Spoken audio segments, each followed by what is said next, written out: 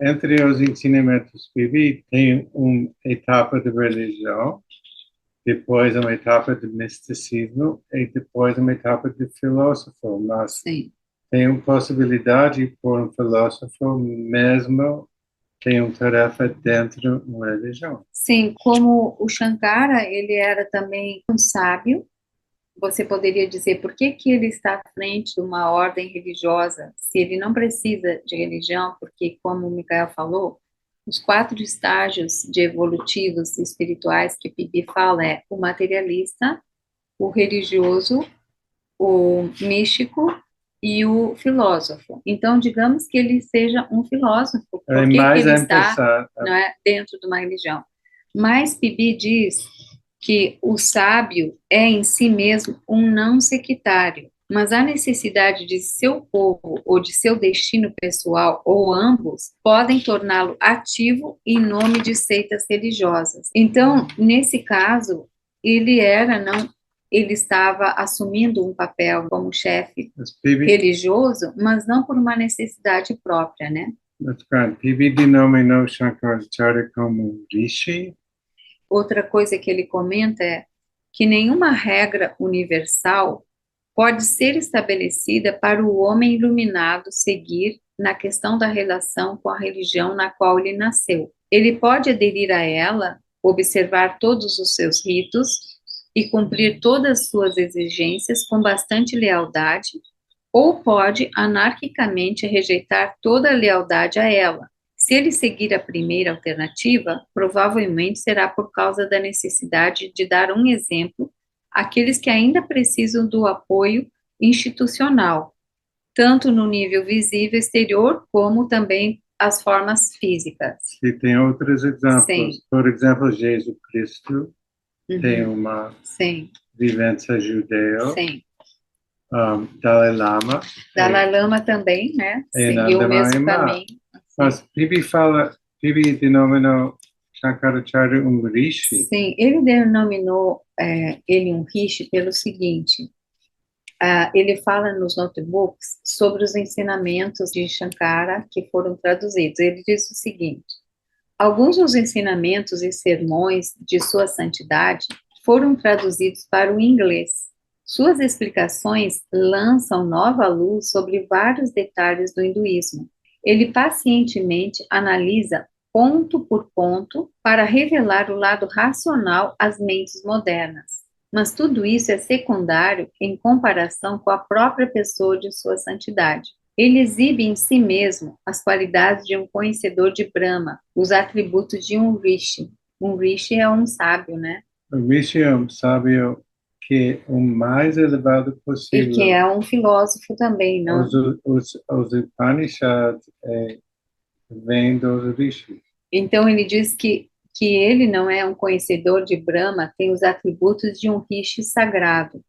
Aqueles que chegam à sua presença, devidamente preparados pela aspiração ou fé prévia, podem sentir seu poder e até podem ver a luz dele e experimentar sua graça. O hinduísmo foi mal compreendido por muitos ocidentais. O conhecimento de sua santidade pode corrigir seus pontos de vista para que eles possam ver por que isso sobreviveu tanto tempo. Então, os rishis no passado eram aqueles seres que recebiam todo o ensinamento, por exemplo, os Vedas, né, foram recebidos pelos rishis que eles tinham, viam, né, eles nem escreviam, não, naquela época não existia nada escrito, eles simplesmente viam, sabiam daquele ensinamento que descia do alto e eles memorizavam tudo. Muitos tempo depois, é que os Vedas, os Upanishadas,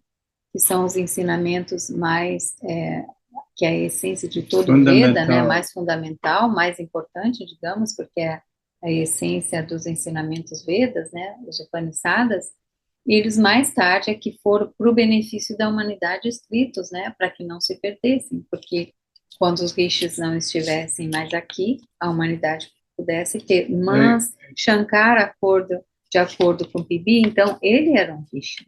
E qual é a forma de vida de Shankara? Para vocês verem como ele era realmente dessa magnitude, que ele, tendo a posição que ele tinha, né, era para ter, digamos, um lugar determinado, né, uma casa, um espaço, riquezas. Então, aqui é comentado que no caso da santidade dele, né, ele chegou ao ponto de recusar o alojamento tradicional do Shankara, que só é acessível para os brahmanes puros, quer dizer, ele teria por direito um lugar onde somente os brahmanes, que são A puros, maioria, pudessem entrar em contato com a ele. maioria das pessoas não tem acesso. Sim, ele rejeitou isso para viver, né, na garagem do templo. Ele fez um apartamento na garagem do Pequeno, templo, pequeníssimo. onde ele podia, as pessoas podiam ter livre acesso para ele, né? Pessoas, por exemplo, que são chamadas impuras, todo e qualquer tipo de pessoa, independente da casta, independente do nível social, Inclusive pessoas pessoas ocidentais. ocidentais podiam estar em contato com ele, não? E isso fez com que, no fim da vida dele, que ele viveu até os 99 anos, ele recebia de 5 a 6 mil pessoas por dia. Cada dia.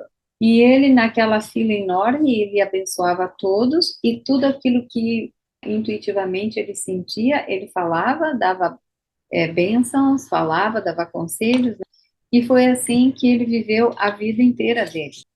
Então, quando Bibi não está se despedindo de Shankara, Shankara diz para ele: você sempre se lembrará de mim, e eu sempre me lembrarei de você. Imagina para uma pessoa, né, desse pote, não é, dessa divindade. Essa profecia Dizer, acontece. essa profecia aconteceu.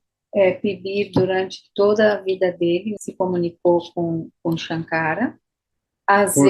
Não necessariamente por 50 anos, 50 anos, por 50 anos, eles tiveram contato direto, né, que fisicamente, Bibi disse, estamos em contato frequente.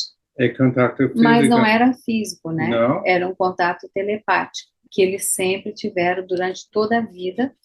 Ele viveu 13 anos a mais do que Bibi, e ele tinha esse tipo especial de relação. Bibi fala sobre esse tipo de relação. Ele fala assim: é um tipo especial de relação que depende menos de condições físicas que qualquer relação humana.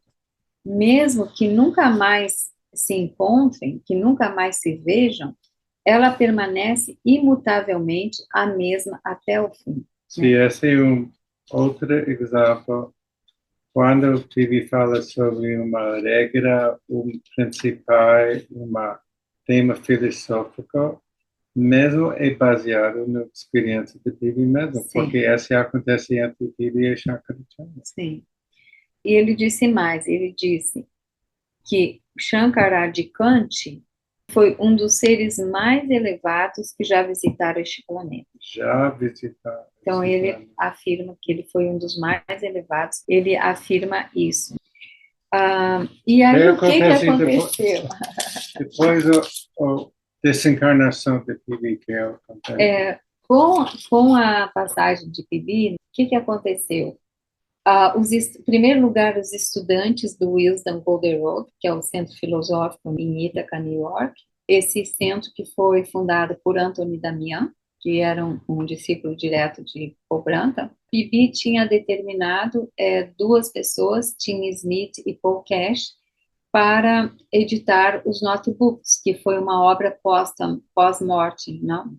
Pós-morte de Bibi. Agora, né? os estudantes... Então, o que aconteceu? Os estudantes de Bibi estavam trabalhando, né, nos notebooks, e aí resolveram visitar o Shankara. E ele aceitou. Todo e qualquer estudante do Wisdom Golden Road que quis, né, foi visitar Shankara, e foi concedida entrevistas para eles, né? Mas por que Shankara, que é uma papa do hinduísmo, aceitar a entrevista com todos esses blancos? Sim. Ele falou, quando ele foi perguntado, né, por que ele concedia as entrevistas, ele disse, porque Anthony ensinou a seus alunos a reverenciar os ensinamentos e não a personalidade do instrutor. De fato, Sua Santidade geralmente aceitava o pedido de entrevista que variava de alguns minutos a várias horas. Agora, Então, essas palavras em branco complementam o corrente. sim. Então, muitos estudantes do Centro Filosófico estiveram com Shankara, e um deles relata o seguinte: eu estava com Swamiji na parte de trás do Muti, onde por cerca de 40 minutos ele ficou lendo o último volume do notebook que eu havia trazido para ele, usando sua grande lanterna. Porque como eles estavam revisando os notebooks, cada um que saía, né, Quando o que está que publicado, estava antes de publicar, cada um, não, depois de estar publicado. depois de estar publicado, cada um que eles lançavam, então o estudante levava para o Shankara olhar. E Shankara lia E ele as novas. lia com 40 minutos, ele ficou lendo com aquela grande lanterna. Quando ele terminou, a pessoa continuou falando. Quando ele terminou, mencionei a ele que tinha algumas perguntas e perguntei se ele poderia respondê-las. E Shankara disse, ele fez uma pausa e me disse, eu não poderia dizer melhor do que Bibi colocou nestes notebooks. Imagine, a pessoa que Bibi indicou é uma das mais elevadas pessoas que já existem no mundo, recomendou os livros de De Bibi. Bibi. Então, ele não respondeu as perguntas, ele disse, leia os notebooks de Paul Branta. Veja, nós temos os notebooks de Paul Branta e nós temos a habilidade de ler esses notebooks. Esses primeiros 3 é publicado e nós planejar como publicar. Tem uma boa notícia, Sim. né, Micael? Nós vamos começar a publicar Como notebooks a editora Ashna, novos de Paul Branta que nunca foram publicados com a editora Ashna.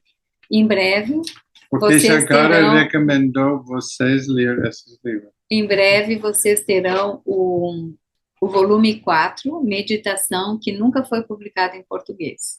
E tem outras histórias sobre Shankara?